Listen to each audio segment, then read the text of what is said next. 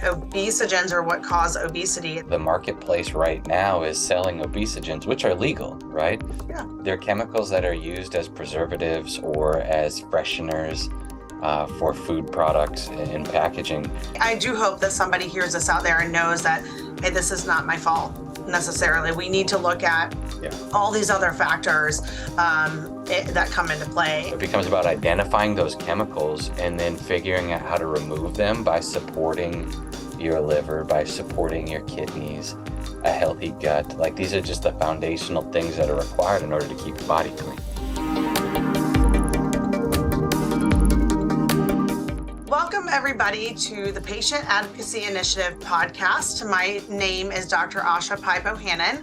I'm your host, and I am so honored to have our guest today.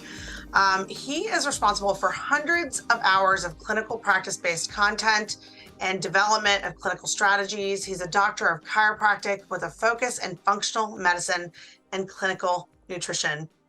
He's developed clinical strategies that have helped thousands and thousands of patients, and he's a sought-after opinion leader in the functional medicine space and a sought-after featured speaker throughout the country. After participating in over 20,000 functional cases, he no longer sees patients on a day-to-day basis. He focuses on supporting the movement of functional medicine and developing his functional medicine consultancy through biogenetics.com. I'd like to welcome Dr. Watts. He's a man of faith and family man, and he lives with his wife and 3 children in the Midwest. And I'm so honored to have you here, Dr. Watts. Thank you for being on the show. Yeah, no problem. This is great. Thank you for having me. I appreciate it. Yeah, so looking forward to our conversation today. So there's been a lot of buzz around the topic of metabolic health. And I know in the past, being a person that works with diabetes patients, we always talk about metabolic syndrome, which is more kind of taking care of the illness itself. Mm-hmm. So I'd love to start with your explanation of what is metabolic health and why is it so important today? Absolutely. So when we look at metabolic health as a topic, we still got to understand what is actually happening. So every time that you breathe in oxygen, you eat food, you mash them together to make energy. It's called ATP energy. Every time you do that, right, you're creating a transaction. You're taking the energy from food and you're putting it together with oxygen, and you are basically creating an energy token in the body called ATP. You exhale CO2 as a result of that. So all of that exchange is taking place inside of a cell and inside of these little engines that are called mitochondria. Okay. So if you just think about what I eat, what I breathe gets wedged into the engine, out the other side comes an exhaust product, which you exhale. All of that is essentially creating the energy currency of life that allows your eyes to blink and your heart to keep beating and, to smile, that type of stuff. And if you lose the ability to make that ATP effectively, you begin to see a downslide on your energy. You begin to see your body not healing itself the way that it's supposed to. You begin to see body weight going up. Sluggishness shows up. It's like advanced aging is typically what we would respond to. So that process of maintaining proper metabolic health is actually really complex, and your body does a really good job of maintaining that throughout the years. But sometimes you get, 40, 50, 60, and you start to see yourself coming down the other side of that curve. And I don't know, that's what I see in the marketplace right now with patients, 50, 60, and it's starting to happen at a younger age with my generation. So like, I'm not yet 40, and I see my generation dealing with stuff that my parents' generation didn't have to deal with until they were retired. Right. So it's kind of interesting seeing what's coming.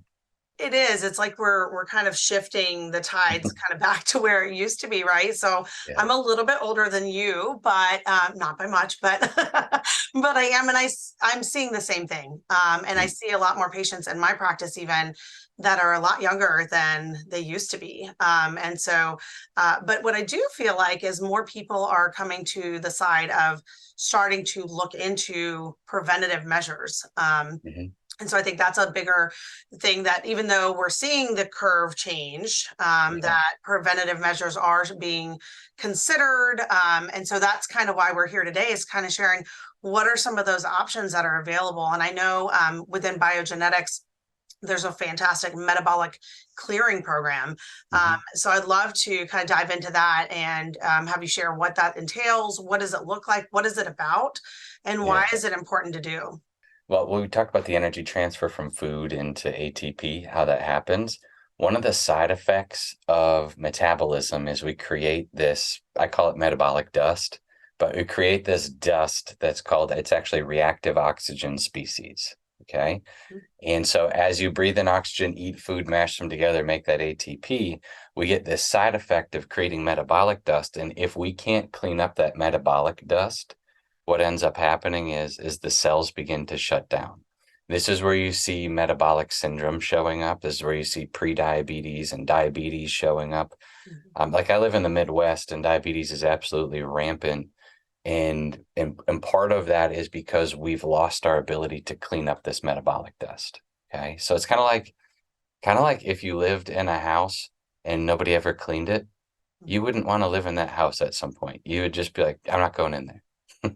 Right. And that's what happens inside of the cell, is that that dust begins to pile up, so much so that that cell begins to shut down function, because that dust will actually kill the cell. Right. So the cells, your body is built for like 120, right?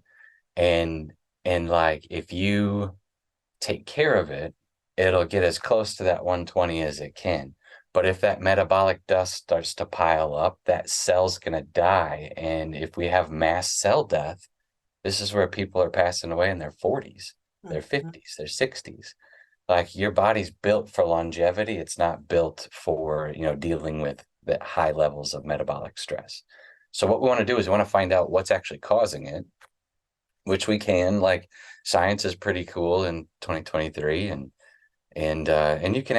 you can know what's causing the issue, what's causing those mitochondria to slow down their ability to convert into energy. Like, you can find that out. For the most part, you're going to find that it's farming chemicals.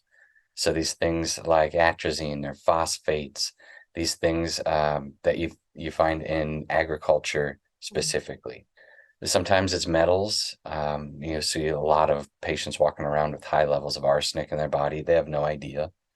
And what these do is they create that oxidative stress. These damage the mitochondria, and the mitochondria start producing larger amounts of that dust.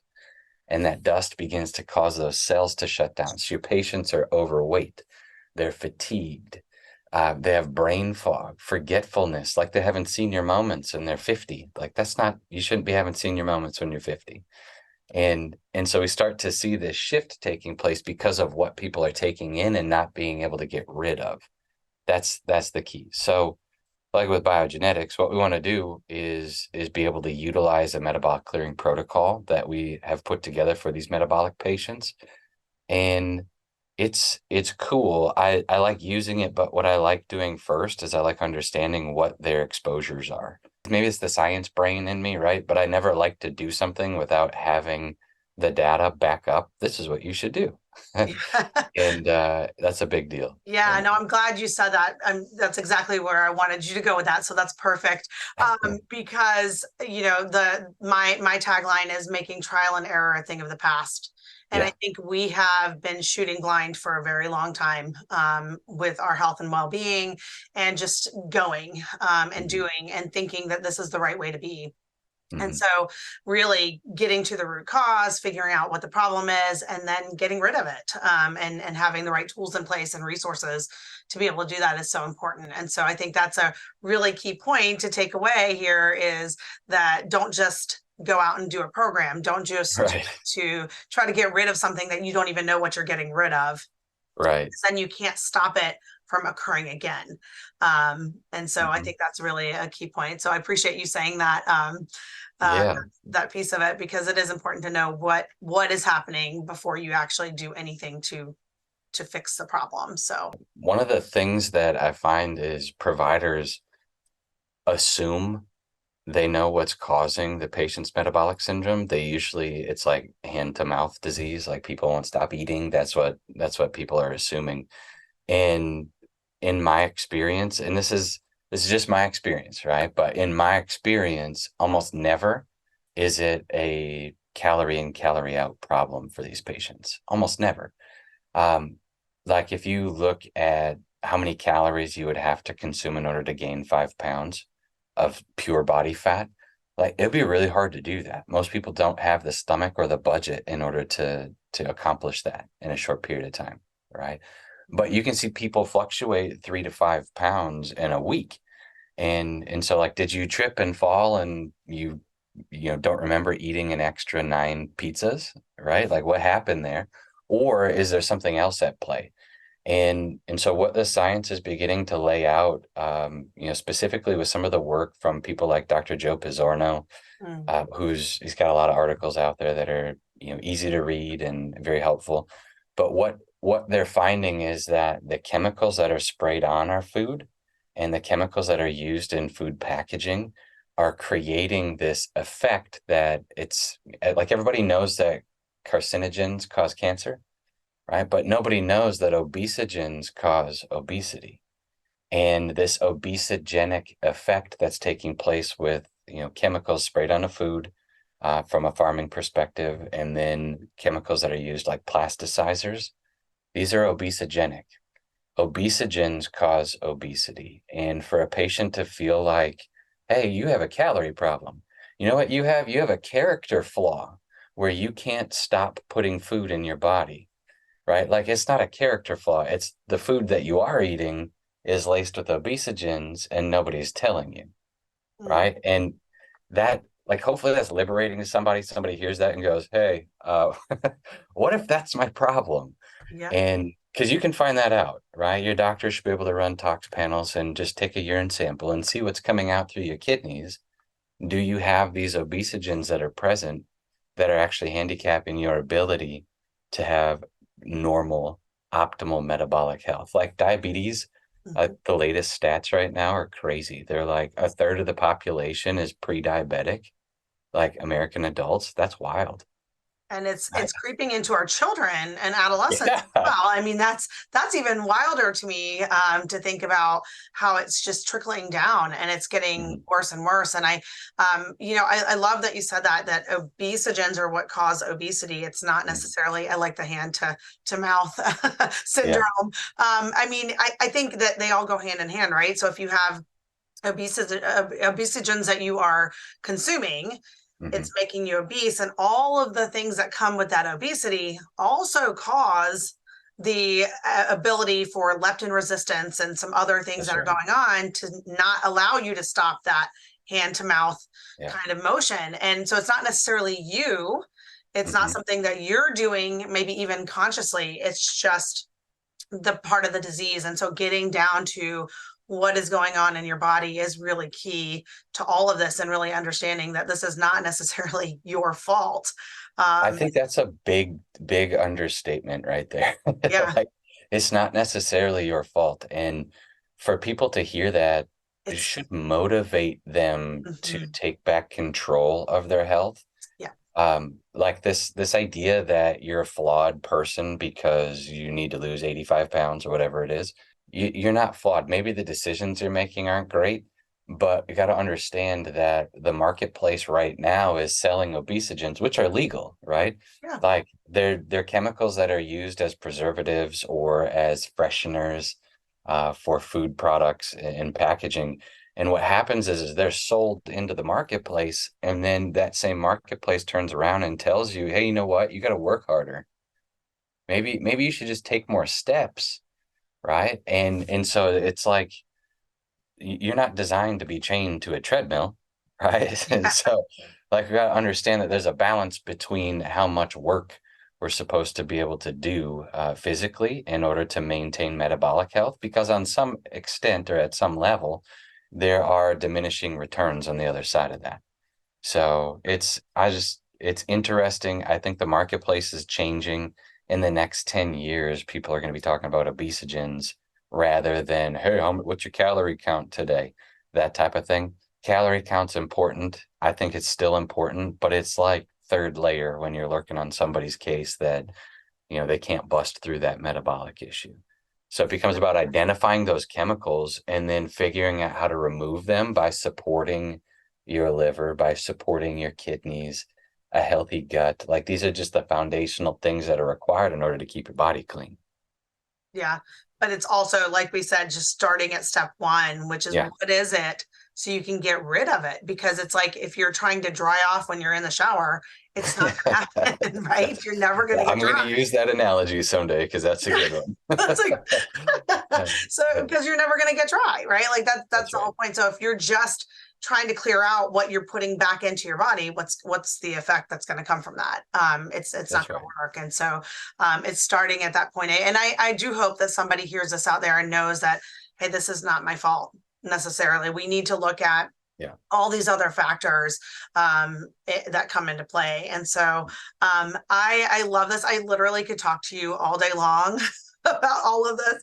Obviously, my patient base is pre and type 2 diabetes patients. And so Yeah. this is really important for patients to understand how this link to this metabolic distress is Mhm. really connected to these metabolic syndromes.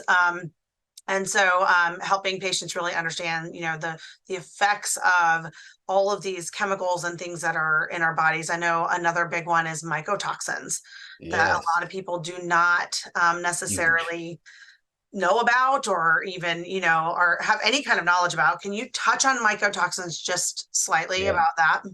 Yeah, I think so. That's funny that you bring that up because I think it's the biggest hole in modern medicine right now is the inability to control for mycotoxins in people's environment. So you have mold species that are going to produce these toxins, and these toxins, we call them mycotoxins, end up in your food. They end up in your air and your water. So everything you're eating, drinking, and breathing is going to expose you to some layer of this. Now, there are certain people in the population that are like maybe dealing with massive allergies, that type of thing, where they have to be on Zyrtec all the time. Like these patients are usually very sensitive to that and they already know it. But what they don't see are these downstream effects from mycotoxin Below the exposure. surface. Yep. Yeah. And so there are a lot of autoimmune diseases that are driven, like gas on a fire, driven by mycotoxin exposure, cognitive dysfunction, behavioral disorders, and especially in little kids. And they have no idea. How are they supposed to say, Mom, I have a mycotoxin disorder? Like nobody's going to tell you that, right? Right. And what happens is they're sneaky though, because most of the time, unless you see it with your eyes, you don't know if it's there. Unless you smell it, you don't know if it's there. And what's happening is water damaged food and water damaged buildings are the main exposures for these. So foods like anything that grows in a field, right, that's sucking water out of the ground, acting as a sponge for that water. If the water is damaged or if the food is damaged in transport or, it's sitting in a big bin waiting for the market to be right to sell it into the manufacturing process, like that process allows mycotoxin to take place, to take root. And, the FDA right now, they do a pretty good job of policing it, but there's a tolerance window, Mm-hmm. right? And what if your sensitivity levels are within that tolerance window that the FDA says it's probably fine, you're fine. And for a lot of patients, it's wrecking their world. Like wheat, oats, corn, barley, rice, rye, gluten-free grains, nuts and seeds, dried fruit. All of these things are very well known in the science literature to be deliverers of mycotoxin into your body. So it creates a hyperpermeability of the gut, like a leaky gut mechanism. Mm-hmm. Fatty liver disease is a secondary effect of mycotoxin exposure. Kidney disease is a secondary effect of mycotoxin exposure. Like if you show me somebody that's got diabetes, that has fatty liver disease, that has, maybe stage 3 or worse kidney disease, I'm going to show you somebody that's got biotoxin illness, an illness due to those mycotoxins. Yeah. So super interesting. It is really interesting. Again, a whole other topic that we could get into. But Yeah. thank you for addressing that because I've seen it more often than not, and I live more in a humid climate. So Yeah. people that are in more humid climates should really take heed of that because you don't know what that sensitivity level is inside. Mhm. And I see people that don't have the respiratory issues with it, Mhm. but they're seeing other downstream issues that are occurring. Right. So something to really be aware of. So I appreciate you bringing that up and talking about that. Yeah. So anything last minute, I would love to hear one piece of advice. If anybody takes anything away from Yeah. this conversation, what would that be, Dr. Watts? Your body has the ability to heal, right? Like if I'm chopping vegetables in my kitchen and I slip and I miss and I get a cut on my finger, like everybody knows what you do. You grab a paper towel, you put it around your finger, hold it above your heart, count to 20, right? At some point, it's going to begin to heal. Okay? The only way that that wouldn't heal is if I wake up every morning, brush my teeth, go down to the kitchen, get a knife, and open up that cut every single day, right? Like it'd be weird for me to show up to the doctor 10 years from now with a cut on my finger and be like, yeah, I cut it that one time back in 23, right? Like it would Yes. be weird for me to do that, but it's not weird for people to have diabetes for 10 years. Mhm. It's not weird for people to have, mental health issues ongoing. Like we've normalized this disease process so much for people that it becomes part of who they are. It becomes that part of their character. And I don't think it needs to be, right? If you can figure out what's causing the problem and you can address it, in a way that is building, it's helpful for your physiology, in a way that honors that like ability for your body to heal, like working with that rather than just being like, guess it could heal a cut, but not high blood sugar. I wonder why that's happening, right? And begin to put strategies together with good providers like yourself that have an eye on how to heal, not just you're sick. How do we keep the number down? Right? If you can do that and realize that you have a choice to unhook from these chronic conditions, right? That's what I'm talking about. That's where it's at. It's not your character. It's not you being flawed. Most chronic diseases are a protective mechanism. You just got to find out what they're protecting you from, right? And I think that's the key. So anyway, Oh, hopefully that that was encourages wonderful. somebody out there. Yeah. Yeah, no, absolutely. That is a beautiful message. And, I'll end with this. I have diabetes patients and, the terminology used to be, I'm a diabetic. Hmm. And I stopped saying that many years ago. And I think now it's kind of taken on, more Yeah. universally is that you're not your disease. Hmm. You have a disease that we can now prevent or work on and get to the other side of. Just like you said with the finger, I love that finger analogy. Hmm. Cutting your finger, if you keep slicing it open, Right. that's something that you're doing to yourself, but your body can heal itself. And if you have the right tools and the right resources in place, it's absolutely possible to get to the other side of it. And so thank you so much for that.